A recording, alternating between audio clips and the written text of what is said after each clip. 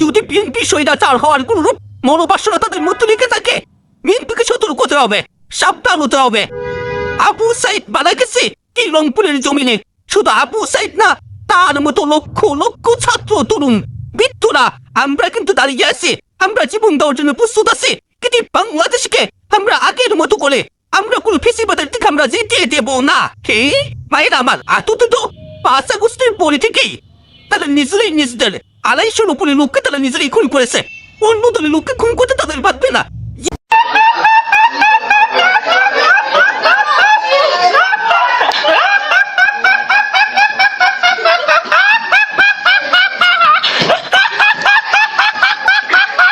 যে কোনো সময় তারা আমার আসলে মানুষকে মেরে ফেলতে পারে, যে কোনো সময় তারা আমাকে মেরে ফেলতে পারে। এই ধরনের পরিস্থিতি তারা তৈরি করে রেখেছে।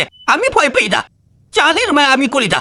আমার কোনো নেতাকর্মী চালের মায়া করে না। এই চালের মায়া করলে এত বড় মাফিয়া, এত বড় মাফিয়া, এত বড় গুন্ডা, তাদের সামনে গিয়ে আমরা নির্বাচন করতে পারতাম না। আমরা এটা করে এসেছি, আমরা সাহস দেখিয়েছি। আমরা সেই মানুষেরা যারা 24-এর অভ্যুত্থানের সময়টাতে আমরা রক্ত দিয়ে আমরা নিজের জীবনকে বিলিয়ে দেওয়ার নিয়েতে আমরা রাজপথে নেমেছিলাম। এখন এই রংপুর চালকা নির্বাচন মানুষের যে ম্যান্ডেট, সেটাকে রক্ষা করার জন্য যদি জীবন দিতে হয়, জনগণের ম্যান্ডেটকে রক্ষা করার জন্য, তাও নিয়ে পিলগাছাবাসীর ম্যান্ডেটকে রক্ষা করার জন্য যদি আমার জীবন দিতে হয়, আমি জীবন দেওয়ার জন্য প্রস্তুত আছি। কোনোভাবেই আমরা রংপুর চারপাউনি পিলগাছের মানুষের উপর কোনো ধরনের অত্যাচার নির্যাতনা বা সহ্য করবো না। সাংবাদিক বন্ধুগণ, Wake up to reality. আচ্ছা, আপনারা তো সাংবাদিকেরা আছেন, মিডিয়াতেই আপনারা এটা দেখেছেন। আমি যখন গতকাল 5টার পরে আরাকাশ মডেল কলেজে আমি যখন ভোটের ফলাফল জানার জন্য আমি গেলাম, কাস্টিং ভোট, কত কাস্টিং ভোট হয়েছে, আমি সেখান থেকে বেরিয়ে এসেছি।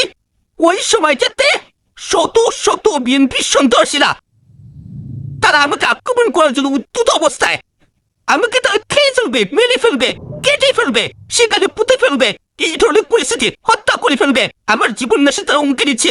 কোনোভাবেই তারা আমাকে সেখানে বাঁচতে দেবে না। এমন অবস্থায় আমার যিনি গার্লম্যান আছেন সরকারের তরফ থেকে, তিনি তিনি যখন আমার পাশে আছেন, আমি জীবনের চোর সংখ্যায় আমাকে যখন মেরে ফেলতে ধরেছে, আমাকে মেরে ফেলবে, এই ধরনের একটা পরিস্থিতি, আমি তখন আত্মরক্ষার্থে আমি তাকে বন্দুক বের করতে বলেছে। তিনি বন্দুক বের করেছেন, তিনি তো শুটও করেন নাই, তিনি কাউকে মারেনও নাই, কারো পকেট থেকেও ঠেকান নাই। তিনি শুধু বন্দুক বের করেছেন, তিনি উঠিয়েছেন, কিন্তু কারোর দিকে তো তাপ করেন নাই। আমার নিরাপত্তা যখন আমি আমাকে মেরে ফেলার হুমকি দেওয়া হচ্ছে, এতগুলো মানুষ উন্মত্ত, তারা আমাকে মেরে ফেলতে চাচ্ছে, সেই সময়টা আত্মরক্ষার্থে একটা বৈধ অস্ত্র, সেটা যদি বাইরে বের করা হয়, সেটা কিভাবে আইনগত ভাবে সেটা অপরাধ হতে পারে?